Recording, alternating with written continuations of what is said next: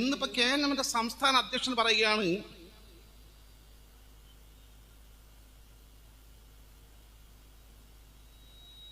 നിലവിൽ സമസ്ത കേരള ജംഇയ്യത്തുൽ ഉലമയും അതിന്റെ കീഴ്ഘടകങ്ങളും ഞങ്ങളെ അകറ്റി നിർത്താൻ ശ്രമിക്കുകയാണ്. ലോകത്തുണ്ടോ ഇങ്ങനൊരു വിഭാഗം, ഒരു പ്രത്യേക വിഭാഗത്തെ അകറ്റി നിർത്തണമെന്ന് പറയുന്ന ആളുകൾ?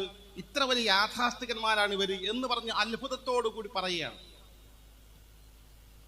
KNMകാരോട് ഞങ്ങൾക്ക് കാര്യം പറയാനുള്ളത്, നിങ്ങളെ അകറ്റി നിർത്താൻ തന്നെയാണ് സമസ്ത കേരള ജംഇയ്യത്തുൽ ഉലമ തീരുമാനം. അത് സമസ്ത പ്രഖ്യാപിതമായ നിലപാടാണ്. 1926 സമസ്ത കേരള ജംഇയ്യത്തുൽ ഉലമ രൂപീകരിച്ച ശേഷം ആദ്യമായി ചേർന്ന സമസ്തയുടെ സമ്മേളനം മണ്ണാർക്കാടാണ്. 1930, 3 കൊല്ലം കഴിഞ്ഞ് 4ാമത്തെ കൊല്ലം. ആ 4ാമത്തെ കൊല്ലം സമസ്ത കേരള ജംഇയ്യത്തുൽ ഉലമ അംഗീകരിച്ച് മണ്ണാർക്കാട് സമ്മേളനത്തിന്റെ പ്രമേയത്തിൽ കൃത്യമായി നിങ്ങൾ അകറ്റി നിർത്താൻ വേണ്ടി സമസ്ത കേരള ജംഇയ്യത്തുൽ ഉലമ മുസ്ലിം സമൂഹത്തോട് ആഹ്വാനം ചെയ്തിട്ടുണ്ട്.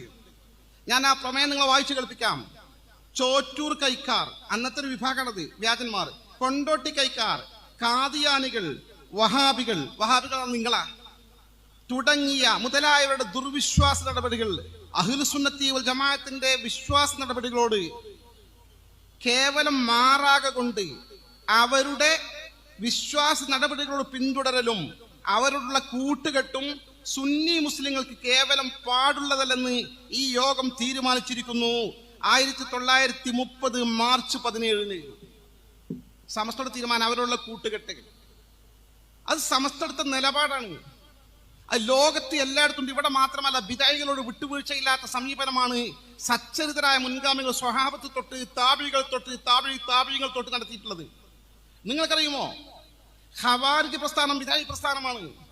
മഹാനായ അലി റളിയല്ലാഹു അൻഹുവിന്റെ ഭരണകാലഘട്ടത്തിലാണ് അവർ ഉണ്ടായത്. അവർക്കെതിരെ സന്ധിയില്ല, സമരം, യുദ്ധമാണ് അലി റളിയല്ലാഹു അൻഹു പ്രഖ്യാപിച്ചത്. യുദ്ധം ചെയ്തിട്ട് കൊന്നൊടുക്കിയിട്ടുണ്ട് അവരെ. ബിദ്അത്ത് ദീനിൽ അനുവദിക്കാൻ പറ്റിയ കാര്യമില്ല. അത്തരം ആളുകളെ കൂടെ കൂട്ടിക്കൊണ്ട് നടക്കാൻ പറ്റില്ല. അത്തരം ആളുകളെ നമ്മുടെ സമ്മേളനത്തിലേക്ക് വിളിക്കില്ല. അത്തരം ആളുകളെ സമ്മേളനത്തിൽ ഞങ്ങളെ ആളുകൾ പോകൂല. അത്തരം ആളുകളെ ഞങ്ങളുടെ കോളേജുകളിലേക്ക് കൂട്ടിക്കൊണ്ടുവരില്ല. അത്തരം ആളുകളെ കോളേജുകൾ പഠിപ്പിക്കാനും ക്ലാസ് എടുക്കാനും ഞങ്ങളും വരുന്നില്ല. ഈ അകറ്റി നിർത്തൽ പരിശുദ്ധമായ ഇസ്ലാമിന്റെ സ്വഹാബത്ത് മുതൽ താബിഈകൾ മുതൽ ഇക്കാലം അത്രയുമുള്ള സമീപനമാണെന്ന് മാത്രമല്ല, ഇത് പലവട്ടം സമസ്ത കേരള ജംഇയ്യത്തുൽ ആവർത്തിച്ച് പ്രഖ്യാപിച്ചിട്ടുണ്ട്. 1953 പ്രഖ്യാപിച്ചിട്ടുണ്ട്. 1953 പെരിന്തൽമണ്ണയിൽ ചേർന്ന സമസ്ത കേരള ജംഇയ്യത്തുൽ മഹാപണ്ഡിതന്മാർ പങ്കെടുത്ത ഒരു വലിയ ഉലമാ സമ്മേളനമുണ്ട് 1953. ആ സമ്മേളനം അംഗീകരിച്ച പ്രമേയത്തിൽ 5 കാര്യങ്ങൾ അസന്നിഗ്ധമായി പ്രഖ്യാപിക്കുന്നുണ്ട്. 1, മതനവീകരണവാദികളുമായുള്ള സമീപനമാണ്. അവരുമായി കൂടി പെരുമാറാതിരിക്കുക, അന്നത്തെ ഭാഷയാണ്. അവരുമായി കണ്ടുമുട്ടിയാൽ സലാം ചൊല്ലാതിരിക്കുക, അവർ സലാം ചൊല്ലിയാൽ മടക്കാതിരിക്കുക, അവരുമായി വിവാഹബന്ധം നടത്താതിരിക്കുക, അവരെ പിന്തുടർന്ന് നിസ്കരിക്കാതിരിക്കുക. ഈ വളരെ കൃത്യമായി എഴുതി പ്രഖ്യാപിച്ചിട്ടുണ്ട്. ആരാണെന്നോ? ഇതൊന്നും സാധാരണക്കാരല്ല. അന്ന് ആ പ്രമേയത്തിൽ തീരുമാനത്തിൽ എഴുതി ഒപ്പിട്ട ചില ആളുകൾ ഞാൻ നിങ്ങൾക്ക് വായിച്ചു കേൾപ്പിച്ചു തരാം. അൽ ആലിമുൽ അല്ലാമ അബു സഅദത്ത് അഹ്മദ് ഖാൻ ഷാദിയാത്തി റഹ്മത്തുള്ളാഹി അലൈഹി, അല്ലാഹു മഹാനോട് ദർജ ഉയർത്തി കൊടുക്കുവാനാകട്ടെ. തെന്നിന്ത്യയിലെ മഹാപണ്ഡിതൻ, 2 മദ്ഹബുകൾ ഫത്വ കൊടുക്കാൻ കഴിയുന്ന യോഗ്യനായ സമസ്തയുടെ മഹാപണ്ഡിതൻ എന്ന് മാത്രമല്ല, സമസ്ത കേരള ജംഇയ്യത്തുൽ ഉലമ രജിസ്റ്റർ ചെയ്യുന്ന സമയത്ത് അതിന്റെ 10ാം നമ്പറുകാരനായി 40ൽ 10ാമനായി പേരെഴുതി ഒപ്പിട്ട ആദ്യത്തെ അംഗീകൃത മുഷാവറയിലെ മെമ്പറാണ് അബു സഅദ് അഹ്മദ് ഖാൻ ഷാദിയാത്തി. അദ്ദേഹമാണ് ഒപ്പിട്ടത്. ഇനി ഞാൻ പറയട്ടെ, ഇവരുമായി കൂടിപ്പെരുമാറാതിരിക്കാൻ നമ്മൾ തയ്യാറാകുന്നത് കൗതുകമായും ഒരു അത്ഭുതമായും ചൂണ്ടിക്കാണിക്കുന്ന ആളോട് പറയട്ടെ, അതിൽ 2ാമതായി ഒപ്പിട്ടത് ആരാണെന്നോ? 2ാമതായി ഒപ്പിട്ടത് അല്ലാമ ഖുത്ബി മുഹമ്മദ് മുസ്ലിയാർ അവர்களാണ്. നവ്വറല്ലാഹു മർഖദഹു, അദ്ദേഹം ദർജ അല്ലാഹു ഉയർത്തി കൊടുക്കുമാറാകട്ടെ. അദ്ദേഹത്തിന്റെ പ്രത്യേകത മറ്റെല്ലാ പ്രത്യേകതകളും മാറ്റിവെക്കുക. മഹാനായ കണ്ണിയത്ത് ഉസ്താദിന്റെ ആദരണീയ ഗുരുവര്യനാണ്, അതൊക്കെ അവിടെ നിൽക്കട്ടെ. അദ്ദേഹമാണ് പട്ടിക്കാട് ജാമിഅനൂരി അറബിക് കോളേജിൽ ക്ലാസ് ഉദ്ഘാടനത്തിന് വേണ്ടി മഹാനായ സയ്യിദ് അബ്ദുറഹ്മാൻ ബാഫഖ് തങ്ങളും പാണക്കാട് പൂക്കോയ തങ്ങളും തെരഞ്ഞു പിടിച്ചു കൊണ്ടുവന്നത്. ബാഫഖ് തങ്ങൾ ആരാ? മുസ്ലിം ലീഗിന്റെ അധ്യക്ഷൻ. പാണക്കാട് പൂക്കോയ തങ്ങളാ പിന്നത്തെ മുസ്ലിം ലീഗിന്റെ അധ്യക്ഷൻ. ഈ മുസ്ലിം ലീഗിനെ വാനോളം പുകഴ്ത്തിക്കൊണ്ട് മുസ്ലിം ലീഗിന്റെ നേതാക്കളെ വിഷമിപ്പിക്കുന്നു എന്ന ദുരാരോപണം ഉന്നയിച്ചുകൊണ്ട്, ഇല്ലാത്ത ആരോപണം ഉന്നയിച്ചുകൊണ്ട് മുജാഹിദ് പ്രസ്ഥാനം ഭിന്നിപ്പുണ്ടാക്കാൻ മുസ്ലിം സമുദായത്തിൽ ശ്രമിക്കുകയാണ് സമസ്തക്കാരെന്ന് ആരോപിക്കുന്ന ഒരു കാര്യം ഓർക്കണം. ഈ ഭിന്നിപ്പ്, നിങ്ങൾ പറയുന്ന ഭിന്നിപ്പുണ്ടല്ലോ, വിദാഴി പ്രസ്ഥാനങ്ങൾ മുജാഹിദ് പോലുള്ള ജമാഅത്ത് ഇസ്ലാമിയെ പോലുള്ള മത നവീകരണവാദികളുമായി അകലം പാലിക്കണമെന്ന കണിശമായ നിലപാട് പ്രഖ്യാപിച്ച, അത് പഠിപ്പിച്ചുകൊണ്ടിരിക്കുന്ന പട്ടിക്കാട് ജാമിയ സമസ്തയുടെ അന്നത്തെ ആദ്യത്തെ ഉത്തരവാദിത്വം നേരിട്ട് സമസ്ത ഏക സ്ഥാപനം പട്ടിക്കാട് ജാമിയനൂരി അറബി കോളേജ് 1962 രൂപീകരിക്കുന്ന കാലത്ത് ആ പട്ടിക്കാട് ജാമിയനൂരി അറബി കോളേജ് കമ്മിറ്റിയുടെ പ്രസിഡന്റ് തങ്ങളാണ്, ബുഫക്ക് തങ്ങളാണ്, വൈസ് പ്രസിഡന്റ് പാണക്കാട് പൂക്കോയ തങ്ങളാണ്, പിന്നീട് പ്രസിഡന്റ് പാണക്കാട് പൂക്കോയ തങ്ങളാണ്. അവരാണ് ഈ കോളേജിൽ ക്ലാസ് ഉദ്ഘാടനം ചെയ്യാൻ, കുട്ടികളെ ക്ലാസ് പഠിപ്പിക്കേണ്ട എങ്ങനെ തീരുമാനിക്കാൻ കൊണ്ടുവരുന്ന ലോകത്തെ ഇന്ത്യയിലെ ഏറ്റവും അറിയപ്പെട്ട മഹാപണ്ഡിതനായിരിക്കണം അദ്ദേഹം, സാത്വികരായിരിക്കണമെന്ന് മനസ്സിലാക്കിക്കൊണ്ട് ഈ അല്ലാമ ഖുത്ബി മുഹമ്മദ് മുസ്ലിയാർ അവർ ഇങ്ങോട്ട് കൊണ്ടുവന്നത്. മുജാഹിദുമായി ബന്ധം പാടില്ല എന്ന് പരസ്യമായി പ്രഖ്യാപിച്ച് എഴുതൊട്ടിപ്പെട്ട് പ്രഖ്യാപിച്ചതിൽ മഹാനായ പണ്ഡിതൻ നിഷേധിക്കാനാകുമോ?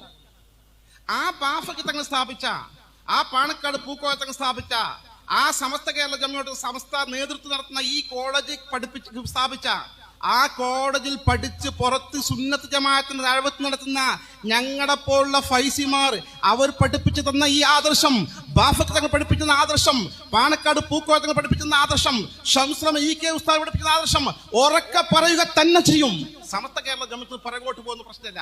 ഈ 2 വർഷം മുമ്പ് പോലും സമസ്ത കേരള ജമിയത്ത് ഉലമ ഇതേ പ്രമേയം കൃത്യമായി എഴുതി കീഴ്ഘടകങ്ങൾക്ക് നടപ്പാക്കാൻ സർക്കുലർ കൊടുത്തിട്ടുണ്ട്. സമത്വ ഈ വിഷയത്തിൽ കോംപ്രമൈസിലില്ല. ഒരു പക്ഷേ നിഷ്പക്ഷമതയായ ആളുകൾ ചോദിക്കും, എന്താ അവരുടെ കൂടെ കൂടിയാൽ?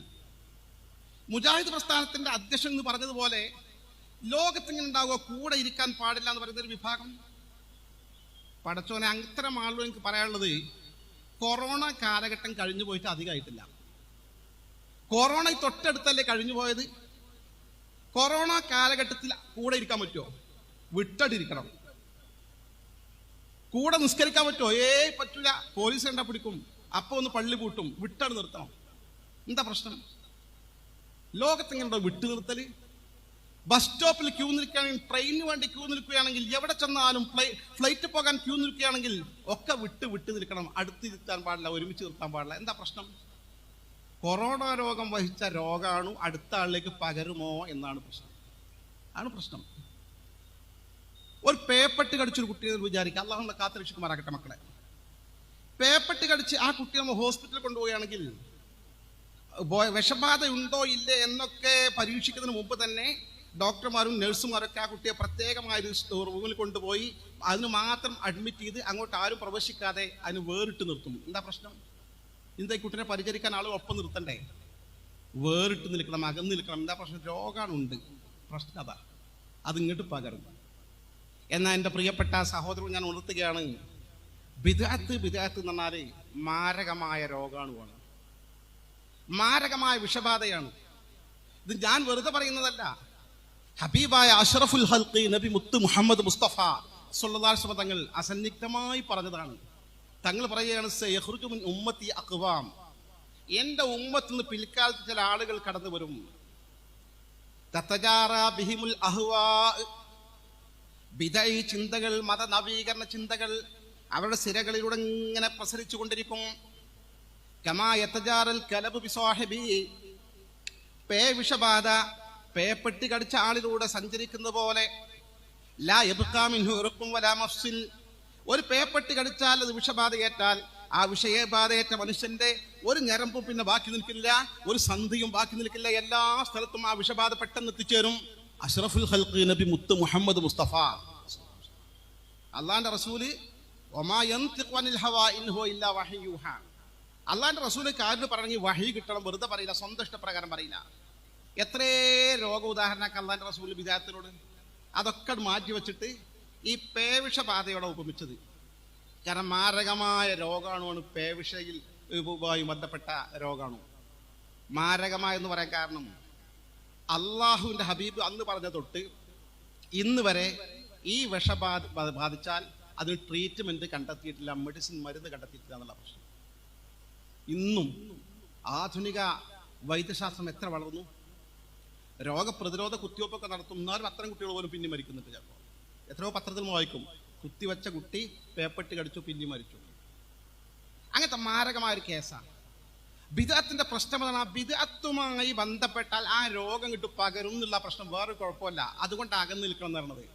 അപ്പൊ നിങ്ങളെ മീറ്റിങ്ങിൽ കൂടാനും, നിങ്ങളെ പരിപാടിയിലേക്ക് ഞങ്ങൾ വരാനും, നിങ്ങളെ കോളേജിന്റെ ആഘോഷത്തിലേക്ക് വരാനും, നിങ്ങളെ സമ്മേളനത്തിലേക്ക് വരാനും തൽക്കാലം ഞങ്ങളില്ല. ആ വിഷം ഏറ്റു വാങ്ങാൻ സുന്നി മക്കളെ കിട്ടുന്ന പ്രശ്നമേ ഇല്ല.